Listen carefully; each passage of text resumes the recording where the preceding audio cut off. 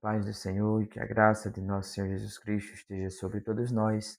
Vamos para mais um devocional que tem como título O Testemunho Cristão Nasce no Encontro Pessoal com Cristo. O texto que nós vamos tomar por base é o texto de Atos 26, 16 a 18, que diz: Mas levanta-te e põe-te sobre teus pés, porque te apareci por isto, para te pôr por ministro e testemunha, tanto nas coisas que tem visto, como daquelas pelas quais te aparecerei. Então, Paulo ele recebeu do Senhor o chamado de levar a palavra de Deus. E ele prometeu que ia auxiliar ele, ia aparecer a ele outras vezes. A gente vê Abacuque, ele viu Deus e tremeu. Paulo, ele viu a Jesus e caiu do cavalo e levantou-se diferente. Então, quando Deus fala, o ruído da alma, ele se cala. Então, encontro com Deus tem algo diferente. Pessoas que diz que falou com Jesus, que falou com o anjo do Senhor e não teve nada. Mas você vê os testemunhos bíblicos, todos aqueles que têm encontro com o Senhor, eles não suportam ali e caem, até desmaia. A gente vê o que aconteceu também com Daniel. Em Daniel 10, 8 e 9 diz: E com isso eu fiquei sozinho. Quando vi aquela pessoa tão impressionante, perdi completamente as forças, fiquei sem cor, pronto a desmaiar, de modo de tanto medo. Quando ele falou comigo, desmaiei com o som da sua voz, caindo ao chão, batendo com o rosto na terra. Sem contar que Daniel estava em um propósito, estava em comunhão, estava em oração e consagração. E ele não suportou a presença daquele anjo que veio trazer a resposta. Testemunho que transforma não nasce de cursos ou de capacitação teológica, nasce de encontro. Antes de ser ministro e testemunha, você precisa ser encontrado por Cristo. Então lembre-se, antes de você ser ministro ou testemunha, você precisa ser encontrado por Cristo. Precisa que Cristo te chame para fazer o seu propósito. O primeiro ponto que nós vamos falar é o encontro com Cristo renova e posiciona, traz uma posição, traz uma referência. Quando Deus fala, a sua palavra dissipa as sombras, fortalece o coração e reposiciona o homem diante do seu propósito. Então, quando Deus ele fala, as suas palavras ela dissipa a sombra, ela fortalece o coração, ela reposiciona o homem na direção diante de Deus, nos propósitos do Senhor.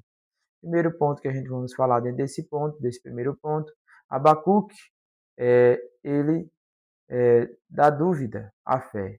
Abacuque ouviu a voz de Deus e tremeu diante da majestade do Senhor. Seus questionamentos perderam a força e a sua fé foi renovada. Então, diante do Senhor, ele foi transformado, como a gente vê em Abacuque 3 e 2. Ouvi o Senhor, a tua palavra e temi. Aviva, ó Senhor, a tua obra no meio dos anos, no meio dos anos a notifica, na ira lembra-te da misericórdia. Ele diz, Senhor, tem misericórdia de nós, vivifica a tua obra. Segundo ponto que nós vamos falar, Paulo, ele passa de perseguidor a ser discípulo, então passa agora de perseguidor a ser perseguido. Então aquele encontro nasceu numa nova existência, formou ali uma nova pessoa, uma nova forma de viver. O perseguidor foi convertido em discípulo, agora de levar a palavra de Deus, como a gente vê em Atos 9, 1 e 6. Mas Saulo, ameaçado por todos os lados e aflito para destruir todos os cristãos, foi ao supremo sacerdote de Jerusalém e pediu uma carta dirigida às sinagogas de Damasco, pedindo a cooperação delas na perseguição a todos os cristãos que encontra-se lá, tanto homens como mulheres, para que pudesse trazer todos eles acorrentados a Jerusalém, presos. Mas quando ele se aproximava de Damasco, o que foi que aconteceu com ele? Nesta missão, de repente, uma voz do céu caiu em cima dele. Uma luz do céu caiu em cima dele, em cima de Saulo. Ele caiu no chão e ouviu uma voz dizendo: Saulo, Saulo, por que você está me perseguindo? Que? E ele foi e perguntou: Quem é que está falando, Senhor? Perguntou Saulo. E a voz respondeu novamente a ele: Eu sou Jesus, aquele que você está perseguindo. Agora se levante, entre na cidade e lá espera as minhas próximas instruções. Então Jesus aqui falou com Paulo e ali ele teve um encontro com Deus. Então Saulo, que pretendia ali perseguir, né? Ele virou agora o Paulo que prega, que fala de Cristo. O encontro com Cristo, ele faz o que? Ele muda a identidade, ele muda a direção, ele muda o destino para o destino que o Senhor quer para cada um de nós. Segundo ponto que nós vamos falar, encontro constituído. Então, o encontro ele constitui o ministério e o testemunho. E ele faz com que nós venhamos testemunhar de Cristo. Depois, por ministro e testemunha, como a gente vê em 26 e 16 de Atos. Agora levanta-te e anda, pois eu apareci para novamente, para nomear você como o meu servo, o meu pregador da verdade. Você vai falar ao mundo a respeito desta experiência e das outras que eu aparecerei a vocês, a você novamente. Senhor Jesus falando a Paulo: olha, levanta, agora vai, que eu tenho algo extraordinário em tua vida. E tu vai falar do testemunho que tu tem de mim. E o Senhor, o próprio Cristo, foi quem deu as instruções a Paulo. Então, o ministro é igual a um remador. O termo ministro, ele revela a natureza de seu chamado, remetendo ao remador, aquele que rema, aquele que está remando. Remar é um trabalho que é essencial, mas muitas vezes ele é invisível, ele não aparece. A gente vê em Marcos 45, 10 e 45, porque até eu, o Messias, não estou aqui para ser servido, mas para socorrer aos outros e para dar a minha vida a fim de salvar muitos. Deus não chama para o palco. Ele não chama primeiro a pessoa para o palco, ele chama para rimar. Então, Deus não te chamou para você ser visto ou ser destaque. Ele te chamou para servir. Muitas vezes, quem serve nem é nem visto. Segundo, testemunhar é igual a quem vive, ouve e está disposto a morrer pelo testemunho de Cristo. Testemunhar aponta para aquele que fala com convicção sobre o que viu, com o que ouviu, a experiência que teve, é disposto a entregar a própria vida por aquilo que anuncia. Então, aquele que é testemunha, ele dá a sua própria vida por aquilo que anuncia. Então, Atos 1:8 diz: Mas quando o Espírito Santo descer sobre vocês, então receberão poder para testemunhar com grande efeito ao povo de Jerusalém, de toda a Judéia, de Samaria, até os confins da terra, a respeito da minha morte e ressurreição. Jesus ele disse: Olha, depois que eu subir, eu mandarei um Consolador, o Espírito Santo, e esse vai te capacitar para falar a verdade sobre mim, para testemunhar sobre mim. Terceiro aqui, baseado no que viu. Testemunho, ele sempre é baseado no que você viu. Então, das coisas que tem visto, como daquelas que pelas quais te aparecerei. Então, ele disse: olha, permaneça fiel, e você vai ser minha testemunha das coisas que você tem vistos e daquelas que eu ainda vou aparecer para falar para ti. Então, você tem que entender que você é uma testemunha. Ser uma testemunha do passado é uma testemunha do futuro, do que Deus já fez e do que Deus ainda vai fazer. Então, nós somos testemunhas do Senhor Jesus Cristo. Terceiro ponto que nós vamos falar, o encontro sustentado na missão difícil.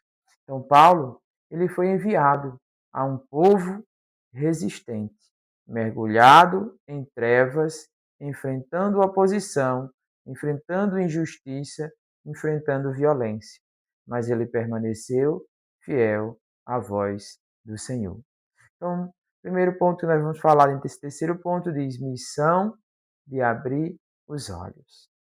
Para lhes abrirem os olhos e das trevas os converteres à luz. Então, Paulo, o Senhor diz: olha, tu vais ser uma luz, tu vais ser aquele que vai abrir a luz, os olhos para os gentios, levando o evangelho. A gente vê em Atos 26 e 18 diz: para eles, para que eles lhes abrisse os olhos, e das trevas os converteste à luz, e do poder de Satanás a Deus, a fim de que recebam a missão dos pecados e sorte entre os santificados pela fé em mim. Então ele diz: olha, tu vai levar a palavra de Deus e converter as trevas em luz. Cristo Jesus também ele falou lá em João 8:12, na parte C, na parte B do versículo: eu sou a luz do mundo. Então Jesus, ele é esta luz que ele faz com que cada dia nós venhamos estar ligado nele e assim nós vivemos na luz que é Cristo. E no finalzinho do versículo diz: quem me segue não andará em trevas, mas terá a luz da vida. Ele diz: olha, quem me segue, permanecendo em mim, ele tem a luz da vida. Então, o nosso trabalho é o quê? É tirar a gente das trevas, é tirar as pessoas de Satanás para a luz, que é de nosso Deus. O nosso dever é levar a palavra. O Espírito Santo é quem faz o restante. O Espírito Santo é quem transforma. O Espírito Santo é quem vai convencendo o homem do pecado e do juízo. E aí ele se volta para Cristo. Então entrega a tua vida ao Senhor. Confia nele e ele tudo o fará. 2. Só o Espírito de servo ele permanece. Só o Espírito daquele que serve é que permanece. Apenas alguém revestido do Espírito de servo, disposto a servir, longe dos aplausos, serão capazes de permanecer fiel. Então, aqueles que querem sempre estar aplaudidos, sempre em destaque, eles não vão servir para esse trabalho do Senhor. O trabalho fiel, que é o Espírito Santo que capacita. Por quê? Porque necessita de você ser um servo, de você servir, assim como Cristo, ele servia. Ele era servo, ele disse: olha, eu vim para servir aqueles que estão necessitados. Gálatas 6:9 diz: e não nos cansemos de fazer o que é correto, porque em pouco tempo teremos uma colheita de bênçãos e não desanimemos nem nem venhamos parar, né? Nem venhamos desistirmos, permanecer firme. Então, para você ter essa colheita, é necessário que você venha permanecer firme sem desanimar. Pronto para fazer o que o Senhor colocar em nossos corações. Então, se for por recompensa humana, você vai parar. Se for você em busca de recompensa, você para. Mas se for por Cristo, você vai até o fim. Você permanece fiel. Agora, se for só para a recompensa, você não consegue chegar ao final daquilo que o Senhor preparou para você e para mim. Então, precisamos permanecer fiel a Ele, sem pensar na recompensa.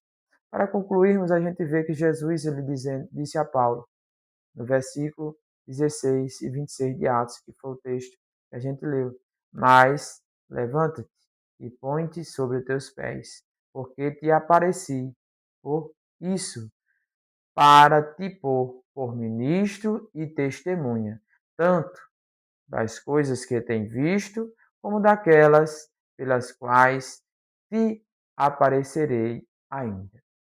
Deus te encontrou por um propósito. Deus, ele te encontrou por um propósito. Ele tem um propósito na tua vida. Então, o propósito de Deus para nossas vidas é ser ministro. Ministro de quem? De Jesus Cristo. Servir mesmo sem ver. Servir mesmo sem ser visto, mas sendo ministro do Senhor. Segundo, você é uma testemunha. Então, contar o que você viu e ouviu. Então, nós temos que falar do que Cristo tem feito por nós. Então, busquemos também cultivar experiências reais com a sua presença. Busquemos ter experiências reais com Cristo. Quando foi o seu último encontro com Cristo? Ele faz essa pergunta para nós. Quando foi o seu último encontro com Cristo? Se você foi encontrado por Ele, você tem algo para testemunhar. Então não cale-se, não se cale. Se você foi encontrado por Cristo, você tem algo para falar. Você tem um testemunho para dar, porque o Senhor agiu na sua vida. E Ele tem agido em nossas vidas. Nós temos que permanecer firmes nele. Que a graça, que o amor de Deus, que a graça do Senhor Jesus Cristo ele venha estar cada dia em nossas vidas. E o amor permaneça fiel dentro de nós, capacitado pelo Senhor Jesus Cristo. E o seu Espírito, cada dia, ele vem nos dar a comunhão de nós estarmos juntos uns com os outros. E que o Senhor nos abençoe. Amém.